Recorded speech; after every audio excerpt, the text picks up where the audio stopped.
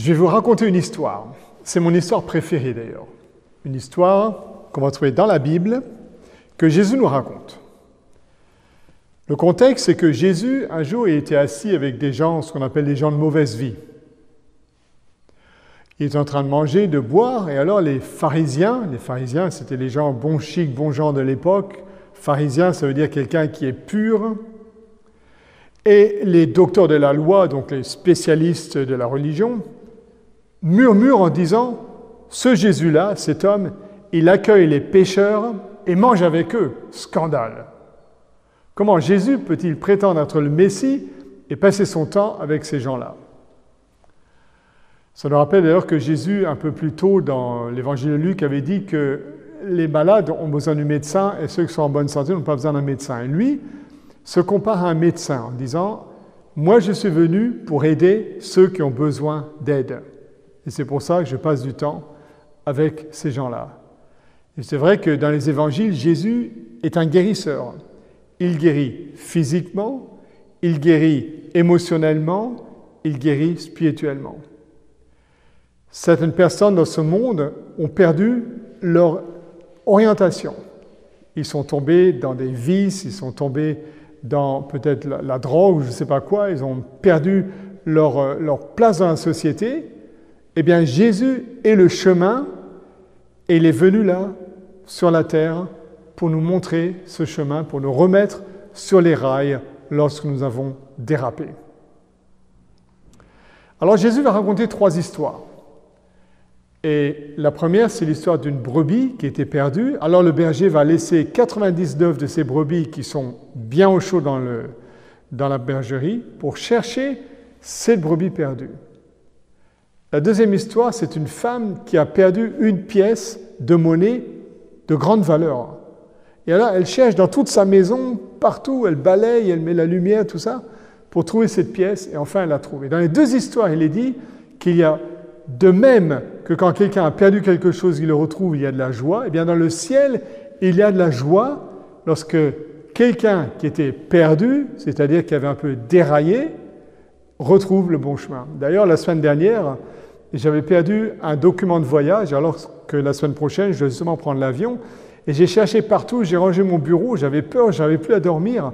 Et finalement, je l'ai trouvé et j'étais heureux. Je dois vous dire que j'étais super heureux. Et bien, de la même manière, Dieu est heureux lorsque quelqu'un qui est perdu retrouve le bon chemin. Et c'est là que vient la 3e histoire, celle qui est ma préférée. La voici, je vais vous la lire, Luc 15, à partir du verset 11. Un homme avait 2 fils. Le plus jeune dit à son père, « Papa, donne-moi ma part d'héritage. » Et il partagea, le père donc, partagea ses biens entre les 2 fils. Vous vous rendez compte quel culot il a, ce fils, il est gonflé quand même, de dire « Papa, donne-moi l'héritage. » Ça veut dire pour moi, tu es mort. C'est pas très gentil. Donc voilà la situation d'un fils qui n'a aucun respect pour son père et qui prend l'argent de l'héritage alors que le père est encore vivant. Et qu'est-ce qu'il va faire? Le texte nous dit que le fils cadet donc, a rassemblé tout ce qu'il possédait, il a pris l'argent, et il est parti pour un pays lointain. Et qu'est-ce qu'il a fait là-bas? Il a gaspillé les richesses dans une vie sauvage. Il a fait la fête, comme on dit si bien. La vie sans Dieu, c'est passionnant. C'est la fête. Il y a l'argent, il y a les amis, tout va bien tant qu'il y a de l'argent et des amis et la santé. Mais après, qu'est-ce qui se passe? Effectivement, ce jeune homme va faire la fête, mais un beau jour, qu'est-ce qui se passe? Verset 14.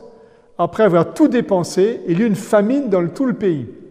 Et il commença à être dans le besoin. Donc il a tout dépensé, il a dilapidé la fortune, et il se retrouve avec la réalité qui réapparaît. La réalité, c'est quoi? Il n'y a plus d'argent, mais il y a des soucis. Le texte nous dit que ce jeune homme va aller louer ses services à un habitant du pays, et celui-ci l'envoie dans ses champs pour garder quoi? Qui? Les cochons. Les cochons, un animal sale, un animal haram, impur. D'ailleurs, non seulement dans le Coran, mais aussi dans l'Ancien et dans le Nouveau Testament. Vous vous rendez compte un peu l'histoire que Jésus nous raconte? quelqu'un qui avait de l'argent, qui a pris l'argent de l'héritage et qui se retrouve à garder des cochons. C'est vraiment tomber au plus bas de la société. C'est ce qu'il nous raconte. Alors ce jeune homme, il est dit qu'il désirait ardemment se remplir l'estomac avec les gousses que les cochons mangeaient. Wow. Mais personne ne lui donnait rien du tout. Voilà, le bonheur a disparu. Le bonheur basé sur des fausses valeurs est éphémère. Si vous faites des cochonneries, vous allez finir avec les cochons. C'est moi qui le dis, ce n'est pas la Bible. Mais le bonheur sans Dieu, ça ne peut pas durer. Le texte continue. Le jeune homme revient dans ses esprits et il se dit « Combien de serviteurs de mon père ont de quoi manger et moi, je meurs de faim ?» Donc il commence à réfléchir et voilà ce qu'il se dit. « Je me mettrai en route, je retournerai vers mon père et je lui dirai « Papa, j'ai péché contre le ciel et contre toi. Je ne suis plus digne d'être appelé ton fils. Fais de moi un de tes serviteurs. » Il se leva et alla vers son père. Le fils aurait pu emprunter un peu d'argent, prendre une douche, s'acheter des beaux vêtements et dire « Salut papa, je suis de retour ». Non, il ne fait pas comme si rien n'était. Il s'humilie. Il vient voir son père en disant « J'ai péché contre le ciel ». Mais avant cela, le texte nous dit que quand le fils était encore loin, son père le vit à distance et il fut rempli de compassion. La compassion, c'est quoi, Rahmat? Eh bien, dans la Bible, la compassion, c'est comme si vous aviez mal au ventre. C'est viscéral. Le père ressent cet amour pour son fils, j'allais dire comme une partie de lui-même qui souffre. Et le texte nous dit qu'il courut vers son fils, l'entoura dans ses bras et l'embrassa. Le père attendait son fils. Dieu nous attend. Dieu n'aime pas le péché, mais Dieu aime le pécheur. Dieu nous dit, viens vers moi tel que tu es, je t'attends. On notera cependant que le père n'a pas cherché son fils, il n'a pas fait un avis de recherche, quelque chose comme ça. Non, il lui a donné la liberté, il l'a laissé faire ses propres expériences, mais quand il voit le fils, il court à sa rencontre. D'ailleurs, en Orient, vous le savez bien qu'un homme d'honneur ne court jamais. Se dépêcher, c'est un signe de déshonneur. Mais là, le père est prêt à mettre de côté son honneur. Il sent l'odeur du cochon chez son fils, mais il est prêt à prendre cette odeur sur lui puisqu'il le prend dans ses bras, ce fils avec ses vêtements sales. Le père lui-même a cette odeur qui pénètre dans son corps, dans ses vêtements.